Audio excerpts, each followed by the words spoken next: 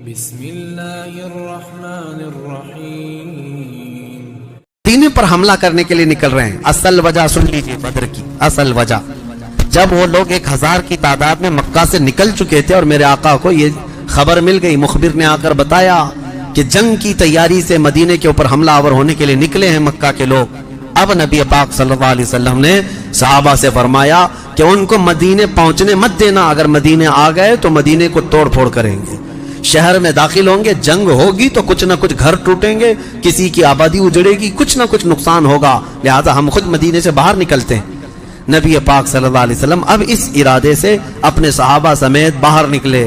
اس میں تعداد مختلف روایات کے مطابق 313، 314، 315، 319 اور ایک میں 360 اصحاب بدر کی تعداد پہ الگ الگ روایات ہیں۔ 313 صحابہ کی روایت بہت سارے محدثین نے روایت کی ہے، اور 360 کی بھی روایت ہے، 360 لوگ بھی تھے۔ بہرحال وہ اس طور پر کہ بچے دوسرے لوگ سب ملا کر کے کسی نے شمار کیا اور کسی نے صرف خالص جنگ کرنے والوں کو شمار کیا۔ اس میں سارے بڑے بڑے اجلہ صحابہ ہیں، سیدنا ابو بکر صدیق، سیدنا عمر فاروق، سیدنا حیدر کرار، علی مرتضی رضی اللہ تعالیٰ، دیگر اصحاب۔ ہاں، حضرت عثمان غنی رضی اللہ تعالیٰ عنہ اس میں شامل نہیں تھے۔ اس کی وجہ یہ تھی کہ حضور صلی اللہ علیہ وسلم کی بیٹی حضرت رقیہ بیمار تھیں، مدینے میں تھی۔ نبی پاک صلی اللہ تعالیٰ علیہ وسلم نے حضرت عثمان سے کہا کہ تم اپنی اہلیہ میری بیٹی کی تیمارداری میں رہو، تمہیں بدر میں شریک ہونے کا برابر ثواب دیا جائے گا۔ حضرت عثمان غنی مدینے میں تھے، اسی وجہ سے آج بھی اصحاب بدر کے ناموں کی جب تلاوت ہوتی ہے نا تو حضرت عثمان کا نام بھی اس میں آتا ہے۔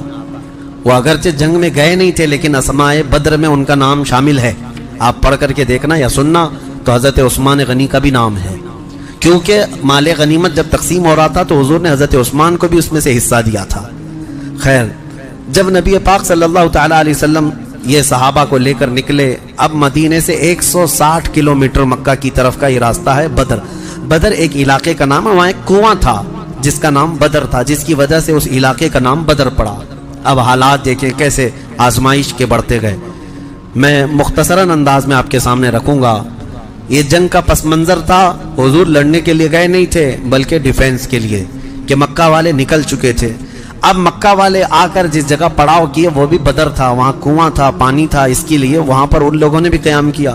میرے آقا صلی اللہ علیہ وسلم نے بھی اپنا لشکر انداز کر دیا، صحابہ وہاں پر اتر پڑے، سب کے خیمے لگ گئے اور کنویں کے پانی پر بھی قبضہ ہوا۔ اس کے بعد دیکھا صحابہ کے دل گھبرائے ہوئے تھے، کیونکہ حضور صلی اللہ علیہ وسلم اور صحابہ کو جو زمین ملی تھی وہ ریتیلی زمین تھی، بالو کی زمین، پاؤں دھس جایا کرتے تھے، اور کفار مکہ جہاں پر اترے تھے وہ تو سخت سپاٹ فلیٹ زمین تھی، مٹی کی زمین تھی، اور اس میں گھوڑے اچھی طرح دوڑتے تھے۔ یہ ریتیلی زمین پر گھوڑوں کے پیر بھی گھس جاتے اور انسانوں کے بھی۔ اچھا، یہ بات بھی میں بتا دوں، کل تعداد صحابہ اکرام رضوان اللہ تعالیٰ علیہ مجمعین کے ساتھ 313 صحابہ میں صرف 4 گھوڑے تھے، 4 گھوڑے۔ یہ 4 گھوڑوں پر بیٹھ کر کے گئے ہیں، کون سوار ہوا ہوگا، کون پیدل چلا ہوگا؟ اور اونٹوں کی کچھ تعداد، اس کے علاوہ تلوار سب کے پاس نہیں، اور جس کے پاس ہے ان کی سبزیاں بھی کٹتی نہیں۔ ان حالات میں تو وہ گئے تھے۔ نبی پاک صلی اللہ تعالیٰ علیہ وسلم کے ساتھ جب گئے، اب وہاں پر صحابہ اکرام کے دلوں کے اندر تھوڑی گھبراہٹ آنے لگی کہ ہم زمین اس طرح کی ہے، اور تعداد جب ان کی دیکھتے ہتھیار سے لیس تو یہ عرض کرتے کہ کیا ہوگا۔ پہلی جنگ ہو رہی تھی نا، آمنا سامنا پہلی مرتبہ ہو رہا تھا۔ اب نبی پاک صلی اللہ تعالیٰ علیہ وسلم سب صحابہ کو لے کر رات کو بیٹھتے ہیں۔ اب اس میں جو نبی پاک صلی اللہ تعالیٰ علیہ وسلم کے سامنے صحابہ اکرام سے مشورہ ہو رہا تھا، اب وہ ایمان کی بات ہے۔ حضور نے صحابہ کی بات یہ سنی کہ جو مہاجرین تھے وہ یہ کہہ رہے تھے کہ انصار کا تو کچھ گیا نہیں، ہمارا گیا ہے، مکہ میں ہمارے مال لوٹے، ہماری جائیدادیں لوٹے، انصار مدینے میں رہتے ہیں، مکہ کے کفار نے ان کا تو کچھ بگاڑا نہیں۔ ہو سکتا ہے کہ انصار جو ہے جنگ میں انٹرسٹ نہ لیں، ان کا کیا گیا ہے، یہ مہاجرین کی جنگ ہے، انصار جو ہے ہو سکتا ہے انٹرسٹ نہ لیں، وہ نہ آئیں، یہ ان کے دلوں میں بات تھی۔ حضور پاک صلی اللہ علیہ وسلم نے محسوس کر لیا، کیونکہ 69 انصار صحابہ اس کے اندر تھے، 69 بڑی تعداد ہوتی، 70 صحابہ تقریباً انصار تھے۔ اب دلوں میں جب یہ بات آئی مہاجرین کے کہ پتہ نہیں ہے لڑیں گے کہ نہیں لڑیں گے، کیونکہ उनका तो कुछ गया नहीं है ना। जैसे आज लोग कहते हैं मेरा थोड़ी ना उससे कोई मसला है। तो फिर नबी पाक सल्लल्लाहु अलैहि वसल्लम ने रात के वक्त अंसार सहाबा को पहले बुलाया, सब बैठे हुए थे, मशवरा करना था। सैयदुल अंसार हजरत साद इब्न मुआज रदियल्लाहु ताला अंसार के सरदार थे, बुलाया और पूछा कि तुम्हारा क्या मशवरा है, आपका क्या मशवरा है जंग के सिलसिले में। सुनो, हुजूर पाक सल्लल्लाहु ताला अलैहि वसल्लम की बारगाह में हजरत साद बिन मुआज सबसे पहला जवाब क्या देते हैं? कहते हैं या रसूल अल्लाह सल्लल्लाहु अलैहि वसल्लम, पूरे अंसार की तरफ से तो मैं तर्जुमानी करने के लिए खड़ा हूं, लेकिन मेरे आका क्या हम भी कोई पूछे जाने की चीज है? आपके सिलसिले में हम भी कोई पूछे जाने की चीज है? और हजरत साद इब्न मुआज कहते हैं कसम रब्बे जुल जलाल की, मदीने से बरकुल गिमाद यमन तक भी आप जाएं, अंसार का हर बच्चा आपके कदमों के साथ होगा। आप तो सिर्फ बदर तक आए या रसूल अल्लाह, अगर हमें पैदल यमन तक भी ले जाते हम आपके पीछे जाते। उनके अल्फाज में सुनाऊं, ईमान ताज़ा हो जाता है। हजरत साद इब्न मुआज रदियल्लाहु ताला अन्हु फरमाते हैं या रसूल अल्लाह सल्लल्लाहु अलैहि वसल्लम, आज मैं सारे अंसार सहाबा की तरफ से तर्जुमानी करते हुए, जिसको कहते हैं रिप्रेजेंटेटिव, मैं खड़ा हूं, अर्ज करता हूं मेरे आका, अगर किसी के जहन में ये बात है तो वो निकाल दे कि हम सिर्फ अपने वतन में रसूलुल्लाह की मदद करते हैं, बल्कि अल्लाह के नबी सल्लल्लाहु ताला अलैहि वसल्लम जिस कोने में जाएंगे अंसार को वहां हुजूर पाएंगे। अब हुजूर की बारगाह में अर्ज करते हैं आका आपको कुल इख्तियार है, आपको कुल इख्तियार है। अब सुनो हजरत साद इब्न मुआज के ये बद्र के मैदान से एक दिन पहले के अल्फाज हैं, एक दिन पहले के अल्फाज हैं। या रसूल अल्लाह सल्लल्लाहु अलैहि वसल्लम, आपको कुल इख्तियार है, जिसका रिश्ता मिलाना है मिला दीजिए आप, और जिसको तोड़ना है आज ही आप फरमा दें, हम हमेशा आखिरी सांस तक के लिए तोड़ देंगे। अगर आप फरमा दें कि इसकी बीवी इसके लिए हलाल नहीं, इसका बेटा नहीं, या रसूल अल्लाह क्या आखिरी सांस तक हम उससे रिश्ता तोड़ देंगे। ये बद्र में जाने से पहले हजरत साद इब्न मुआज कहते हैं जिसका रिश्ता आप मिलाना चाहें मेरे आका मिला दें, और जिसका ख़त्म करना चाहते हैं तोड़ दें, और जिसको मौजूदा हालात में रखना चाहते हैं मेरे आका पसंद फरमा लें, और हमारे माल आपके लिए हाजिर हैं या रसूल अल्लाह, और हमारे जिस कदर मंशा हो कबूल फरमाएं। हाँ, हजरत साद इब्न मुआज कहते हैं हमारे पास जो कुछ भी है या रसूल अल्लाह, ये हमारा माल हाजिर है। अब ये देखो अदब के अल्फाज, हाजिर है या रसूल अल्लाह, जितना आपको चाहिए हमारा पूरा माल कबूल कर लें, और जितना चाहे छोड़ दें, और कसम रब्बे जुल जलाल की, जो आपने छोड़ दिया वो दुनिया की सबसे बुरी चीज है हमारे लिए, जो आपने कबूल किया वो हमारे लिए सबसे उम्दा चीज है।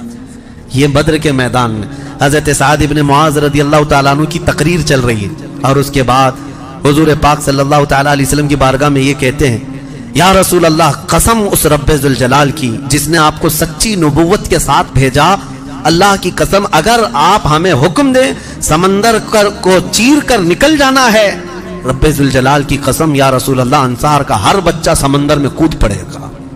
ये बद्र से पहले की तकरीर। अब इनकी तकरीर सुनकर हुजूर बड़े खुश हुए। मेरे आका सल्लल्लाहु ताला अलैहि वसल्लम नहायत ही खुशी का इजहार फरमाते हैं, और उसके बाद फिर हजरत मिक़दाद बिन असवद एक सहाबी हैं, खड़े होते हैं। पूछा या रसूल अल्लाह सल्लल्लाहु अलैहि वसल्लम, आप सहाबा से मशवरा ले रहे हैं किस बात का? कहा जंग होना चाहिए नहीं होना चाहिए? हजरत मिक़दाद बिन असवद कहते हैं या रसूल अल्लाह, हम बनी इसराइल नहीं हैं जिन्होंने मूसा अलैहिस्सलाम से कहा था ऐ मूसा आप और आपका खुदा जाइए कौम जब्बारीन से लड़िए, हम यहाँ बैठ के देखेंगे। नहीं या रसूल अल्लाह, हम उम्मत मोहम्मदिया हैं, जहाँ मेरे आका का पसीना गिरेगा हम सब का खून का कतरा वहाँ गिरेगा। जब तक हमारे जिस्म में आखिरी कतरा भी खून का बाकी है, हम में से कोई पलटने का तसव्वुर भी नहीं करता। ये रसूल पाक सल्लल्लाहु अलैहि वसल्लम के चहेते सहाबा की तकरीरें थी, सबके जज्बे जवान थे, कोई लौटना नहीं चाहता, कोई पलटना नहीं चाहता। अब सहाबा को बाहर करके हुजूर खीमे में चले गए। अब सुनो, हुजूर पाक सल्लल्लाहु ताला अलैहि वसल्लम जैसे ही खीमे में गए, जहाँ आज मस्जिद अरीश बनी है, उसको अरीश कहा जाता हुजूर के खीमे को, हुजूर सजदे में गिर गए। सजदे में गिरने के बाद नबी पाक सल्लल्लाहु ताला अलैहि वसल्लम इतना गिरिया वजारी कर रहे थे, इतना रो रहे थे सजदे में हुजूर पाक सल्लल्लाहु अलैहि वसल्लम। और जो सहाबी उनकी खिदमत में खड़े थे वो कहते हैं नबी पाक सल्लल्लाहु ताला अलैहि वसल्लम की अल्फाज में सुन रहा था, इब्तिहालात को अर्ज यूं कर रहे थे, ए अल्लाह, एक छोटी सी फौज, एक छोटी सी जमात तेरे दीन की नुसरत के लिए मैदान में उतरी है, اے اللہ اگر اس جماعت کی تو کل مدد نہ کرے گا تو قیامت تک اس روئے زمین پر کوئی سجدہ کرنے والا نہیں آئے گا. اے اللہ قیامت تک کوئی تیری عبادت نہیں کر سکے گا. یہ محبوبانہ انداز ہے میرے آقا کا, یہ کوئی دھمکی نہیں ہے اللہ کو.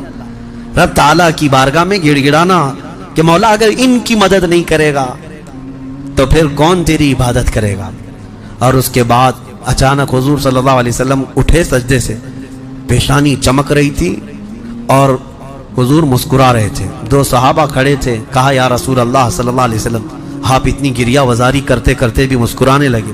کہا میرے رب نے میری ڈھارس بندھا دی, مبارک ہو, بشارت ہو, میں نے ابھی ابھی جبرائیل کو جنگی لباس پہن کر اترتے دیکھا ہے. جبرائیل امین آ گئے ہیں. وہ صحابہ دوڑے دوڑے گئے, باہر جا کر کہے مبارک ہو اللہ کے نبی کو مدد آ گئی ہے. ابھی رات کا حصہ گزرا نہیں تھا کہ بارش برسنے لگ گئی. میرے آقا نے فرمایا میرے صحابہ اللہ کی دوسری مدد آ گئی. صحابہ نے پوچھا یہ کیسے؟ کہا جاؤ میدان میں دیکھو, ریت کی زمین پر بارش ہوئی تھی تو ریت پوری جمع ہو گئی, مضبوط ہو گئی, اور کافروں کی زمین پر بارش برسی تو کیچڑ ہو گیا, ان کے پیر پھسلنے لگ گئے, ان کے گھوڑے بدکنے لگ گئے, اور صحابہ کے پیر ریت میں بالکل مضبوط جم کر رہ گئے. حضور نے فرمایا بارش بھی اللہ نے تمہاری مدد کے لیے نازل فرمائی.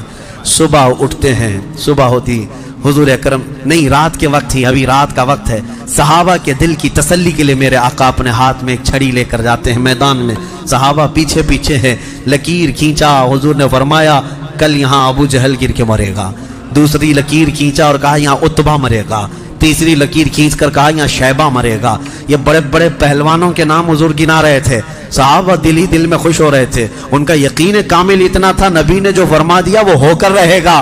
رات کے وقت ہی صحابہ کو یہ معلوم تھا ان کفار کے کتنے وکٹ گرنے والے ہیں, کتنے پہلوان زمین بوس ہونے والے ہیں, کتنے موت کی گھاٹ پہنچنے والے ہیں. صحابہ کو یہ معلوم ہو گیا تھا اور دل چوڑے تھے, سینے کشادہ تھے.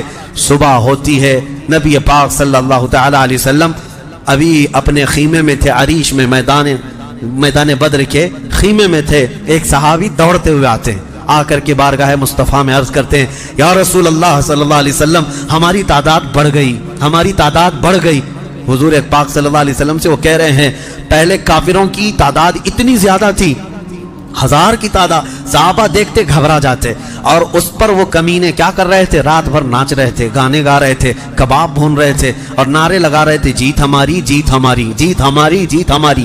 ان کے الفاظ تھے, اشعار گنگنا رہے تھے, اور رات بھر کھانا پینا, رقص سرور, ڈھول باجے سب چلتا رہا. اور ادھر صحابہ عبادت میں مصروف ہیں, اللہ کی بارگاہ میں گڑ گڑا رہے ہیں. اور صبح جب ہوئی تو ایک صحابی دوڑتے ہوئے آئے, کہا میرے آقا ہماری تعداد بڑھ گئی ہے, 313 نکلے تھے لیکن میدان میں اب بہت زیادہ ہو گئے ہیں ہم لوگ. حضور پاک صلی اللہ علیہ وسلم نے فرمایا میرے چہیتے جاؤ, وہ ہماری تعداد نہیں, اللہ کے ملائکہ آ چکے, اللہ کے فرشتے آ چکے تمہارے اس فوج کے اندر. صحابہ کہتے ہیں جب میدان میں ہم اترے, اب یہ 17 رمضان المبارک جمعہ کا دن تھا, یوم البدر, یوم الفرقان جس کو کہتے ہیں. میرے عزیزو اسلام کی عظیم تاریخ پنہاں ہے, اس میں عظیم تاریخ پنہاں ہے. نبی پاک صلی اللہ تعالی علیہ وسلم کی طرف سے میدان بدر میں سب سے پہلے اترنے والے کون لوگ تھے؟ سب سے پہلے نبی پاک صلی اللہ تعالی علیہ وسلم کی طرف سے حضرت امیر حمزہ رضی اللہ تعالیٰ, دوسرے حضرت ابو عبیدہ بن جراح, تیسرے حیدر کرار شیر خدا, علی مرتضی رضی اللہ تعالیٰ عنہ. یہ تینوں حضرات اترے, اور ان کے مقابل میں جو کفار آئے تھے وہ اپنے اپنے وقت کے بڑے بڑے پہلوان تھے.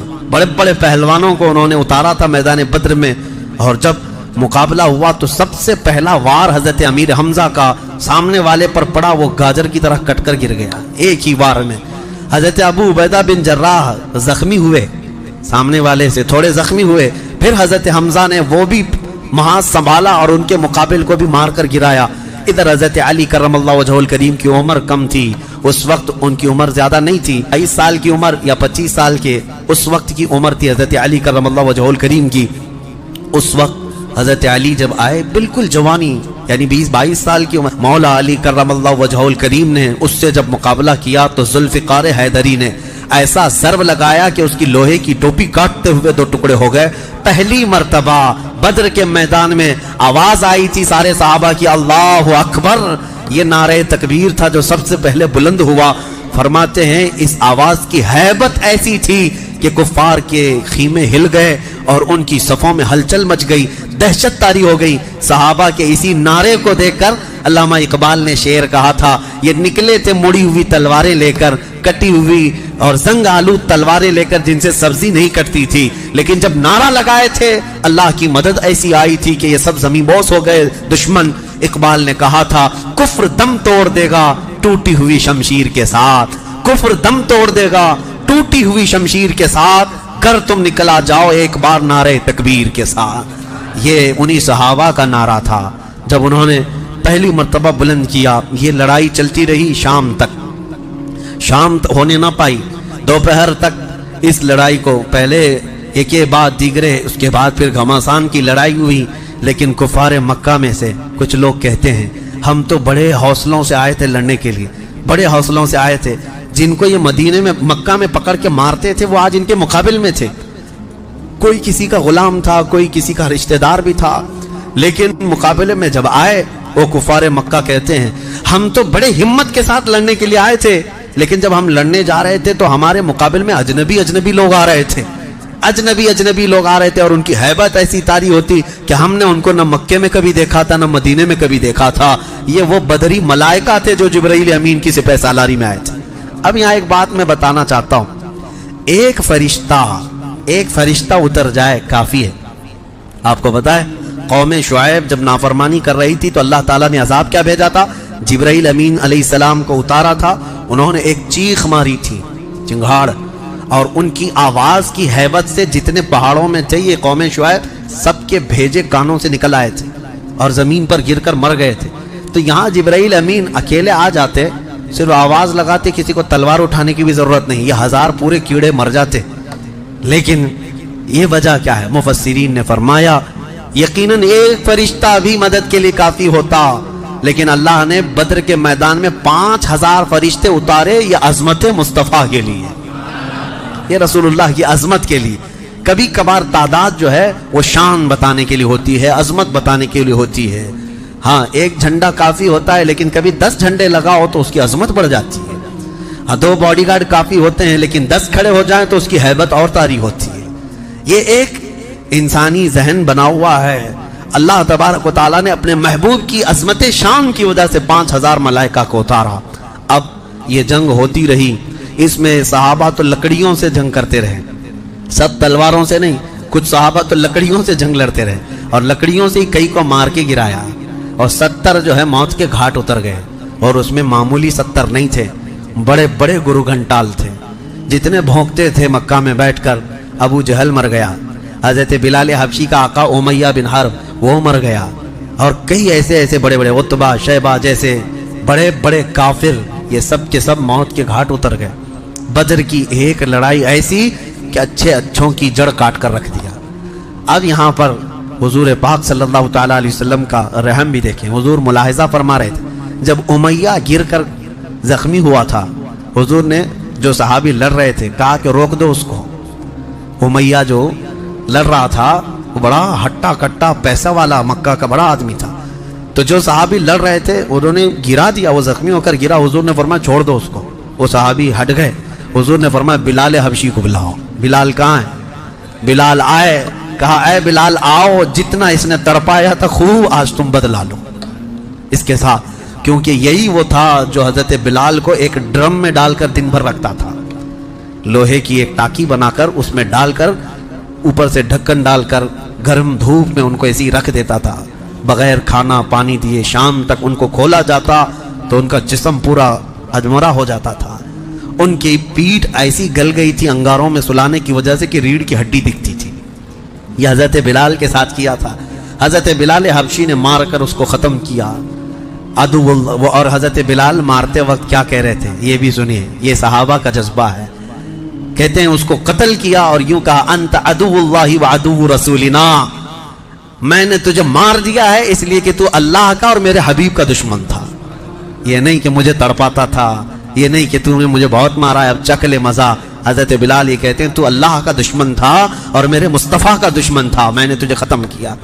یہ بدر کی وادی میں حضرت معاذ اور معوذ بن عفراء رضی اللہ عنہما، 2 چھوٹے بچے بچوں پر جہاد تو ہے نہیں، لیکن یہ ضد کر کے اصرار کر کے حضور کے پاس آئے تھے، کہا ہمیں اجازت دے تھے، میرے آقا نے ان کو اجازت دی تو یہ جنگ میں شریک ہوئے۔ حضرت عبد الرحمن بن عوف کہتے ہیں صاحب بڑے بڑے صحابہ جنگ کے میدان میں نفسا نفسی کا عالم ہوتا ہے، اپنا ڈیفنس کرنا ضروری ہوتا ہے، کہاں سے تیر آئے کہاں سے تلوار آئے، لیکن یہ دو بچے اس طرح سے میدان میں ہیں کہ حضرت عبد الرحمن بن عوف سے کہتے ہیں چچا ہمیں ایک بات بتائیے، ابو جہل کس کا نام ہے؟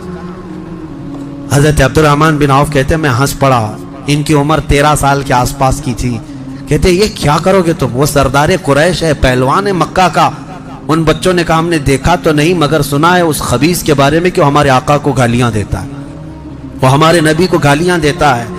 یہ اصل محافظین مصطفیٰ تھے، محافظین ناموس رسالت تھے، نبی پاک صلی اللہ علیہ وسلم کی عزت کے لیے۔ میرے عزیزو یہ بچے کھیلنے کے لیے ضد نہیں کر رہے تھے، جان ہتھیلی پر لانے کے لیے ضد کر رہے ہیں۔ حضور پاک صلی اللہ علیہ وسلم کی بارگاہ میں آئے اور اس کے بعد حضرت عبد الرحمن بن عوف کہتے ہیں میں ابھی بات چیت کر ہی رہا تھا کہ ابو جہل سامنے گھوڑے پر بیٹھا جا رہا تھا، میں نے اشارے سے بتایا وہ دیکھو وہی مردود ہے جو گھوڑے پر جا رہا ہے۔ یہ دونوں بچے چیل کی طرح جھپٹ گئے اس کی طرف اور بھاگتے ہوئے اس کی طرف گئے۔ ابو جہل کو یہ ایکسپیکٹیشن ہی نہیں تھا، یہ امید ہی نہیں تھی کہ اس کے مقابل میں کبھی کوئی بچہ آ سکتا ہے۔ غرور و تکبر میں ہمیشہ وہ سوچتا تھا بڑے بڑوں سے ہی لڑنا ہے ہم کو، اور دیکھا تو چھوٹے بچے آئے، ایک بچے نے گھوڑے کی ٹانگ پر تلوار ماری، ابو جہل نیچے گر گیا، گھوڑا بھی گرا وہ بھی گرا، اور جیسے گرا دونوں اس کے سینے پر چڑھ کر بیٹھ گئے، سینے پر چڑھ کر بیٹھ گئے اور گردن پر تلوار رکھی۔ تو جانتے ہیں ظالم یہ زمانے بھر کا بڑا گستاخ اور گستاخوں کا باپ کیا کہتا تھا، عربی میں شعر کہہ رہا ہے اس وقت، کہتا ہے میں عرب ہوں موت سے ڈرتا نہیں، میں عرب ہوں موت سے ڈرتا نہیں، لیکن افسوس مجھے اس بات کا ہے کہ میرے مقابل کا آیا نہیں۔ اس کو افسوس یہ ہے کہ مجھے کوئی پہلوان نے مارا نہیں، مجھے چھوٹے بچے مار رہے ہیں۔ اور بعض لوگوں نے کہا کہ اس کی یہ خواہش تھی، کہا کاٹنا ہے تو گردن تھوڑا نیچے سے کاٹو، کیونکہ سب کٹے ہوئے گردنیں رکھی جائیں تو میری گردن تھوڑی اونچی دکھے۔ غرور و نخوت کبھی نہیں جاتا، گھمنڈ و تکبر کبھی نہیں جاتا۔ ان بچوں نے ختم تو کر دیا ابو جہل کو، اور مشہور ہے کیا ہی بہترین کہا، ہم جیسے لاکھوں کروڑوں کی جوانیاں ان بچوں کے قدموں پر قربان، ہم ان کے ناخنوں تک بھی نہیں پہنچ سکتے جنہوں نے دفاع کیا ہے، ڈیفنس کیا ہے میرے مصطفیٰ کی عزت کا۔ اوروں نے کافروں کو مارا ہوگا، ان بچوں نے تو پورے کفر کو مارا ہے۔ اوروں نے جاہلوں کو مارا تو انہوں نے ابو جہل کو مارا ہے، جہالت کے باپ کو مارا ہے۔ اسی جنگ میں شہزادے حضرت معاذ کا مونڈھا کسی کافر نے مار کر کے ختم کر دیا، تلوار سے کندھے کو مار دیا، لیکن جذبہ ختم نہیں ہوا۔ اس بچے نے دوسرے ہاتھ میں تلوار لی اور لڑنا شروع کیا، اور اپنے ہاتھ کو پیر میں دبا کر کھینچ کے نکال دیا۔ یہ زیادہ دیر تک نہیں، یہ دونوں شہزادے لڑتے رہے میدان بدر میں۔ شام سے پہلے دونوں بچے بھی شہید ہوئے، حضرت معاذ بھی شہیدوں میں ہیں، حضرت معوذ بھی شہیدوں میں ہیں۔ کس باپ کے یہ بیٹے تھے، کس گھر میں آنکھیں کھولی تھی انہوں نے، جہاں ماں کو قرآن کی تلاوت کرتے سنا، باپ کو محراب عبادت میں دیکھا، اور گٹھی میں ان کے پلایا ہوا تھا عظمت مصطفیٰ۔ سب سے پہلی چیز ہے میرے عزیزو، یہ جان دے چکے میدان میں نبی پاک صلی اللہ علیہ وسلم شام کے وقت جنگ کا پانسا کیسے پلٹا۔ یہ صحابہ ایسے گھستے چلے گئے ان کے صفوں میں کہ وہ ہیبت سے بھاگنے پر مجبور ہو گئے۔ مکہ کے کفار جتنے بھی تھے سب کے سب اپنا ساز و سامان چھوڑ کر میدان سے بھاگنے لگ گئے۔ وہاں پر اپنے مویشی چھوڑا، اپنے بہت سارے چھوڑا، یہاں تک کہ 70 قیدی پکڑ میں آئے اور 70 مارے جا چکے تھے، 140، اور صحابہ میں 13 شہید تھے، ایک زخمی تھے۔ 13 شہید ہوئے، ایک زخمی تھے حضرت عبیدہ بن حارث، وہ بھی راستے میں جا کر شہید ہوئے۔ تو جنگ بدر کے ٹوٹل شہید 14 ہیں، باقی وہ 70 اور 140 پورے ٹوٹل یعنی قیدی ملا کر۔ شام کے وقت اب سنو میرے آقا صلی اللہ علیہ وسلم کا معجزہ۔ صحابہ کہتے ہیں حضور نکلے، میدان میں آئے، سب کافروں کی لاشیں ایک جگہ کھینچ کر لا کر گڑھے میں ڈال دی گئی، لیکن لاشیں دیکھنے کے لیے حضور میدان میں جا رہے تھے۔ صحابہ کہتے ہیں قسم خدا کی ہم نے دیکھا حضور نے جس کے لیے جو دائرہ کھینچا تھا وہ کافر وہیں گر کے مرا تھا، ایک بال بھی باہر نہیں تھا۔ حضور نے جس کے لیے لکیر کھینچا تھا وہ کافر اسی میں گر کر مرا ہوا تھا۔ حضور نے جو نشان بنایا تھا ابو جہل وہیں مرا ہوا تھا۔ उत्बा वहीं मरा हुआ था, शैबा वहीं मरा हुआ था। आज के मुनाफिकीन के लिए भी ये दर्स है। ये देखें जंग बद्र की तारीख को, नबी पाक सल्लल्लाहु अलैहि वसल्लम एक दिन पहले ये बता रहे हैं कि कौन कहाँ मरेगा, और ये अभी तक इस बहस में है कि पीठ पीछे का इल्म नहीं, दीवार पीछे का इल्म नहीं। या अपने जैसा नबी को भी क़यास करते हैं। अल्लाह हिदायत अता फरमाए। अब शाम के वक्त सारे वो लाशों को लाकर एक गड्ढे में जमा कर दिया, और जो मुसलमान सहाबा थे उनकी लाशें जमा की गईं और उनको इज्जत के साथ, एहतराम के साथ उसी बद्र के मैदान के करीब दफन कर दिया गया। और काफिरों की लाशों के पास खड़े होकर हुजूर ने फिर एक खुतबा दिया, खुतबा दे रहे थे, और उसमें हुजूर सल्लल्लाहु अलैहि वसल्लम ये फरमा रहे थे, ऐ लोगो, हमारे रब ने जो हमसे वादा किया था वो पूरा कर दिखाया अल्लाह ने। बताओ तुम्हारा खुदा जो तुमसे कोई वादा किया था, क्या तुमको भी पूरा कर दिया? क्या तुमने मौत के बाद वो चीज पा ली जिसके लिए तुम लड़ते थे? सहाबा पूछने लगे, या रसूल अल्लाह सल्लल्लाहु अलैहि वसल्लम, आप ही किसको सुना रहे हैं? ये मरे हुए कुफार को। हुजूर ने फरमाया, ये तुमसे भी ज्यादा सुनते हैं, मरने के बाद वो तुमसे भी ज्यादा सुनते हैं। इसीलिए हुजूर पाक सल्लल्लाहु अलैहि वसल्लम ने फरमाया कि मुर्दा लोगों की बातें तो छोड़ें, चलने वालों के पैर के चप्पल के नीचे जो आवाज आती है वो भी मुर्दा सुनता है, उसके कान बढ़ जाते हैं।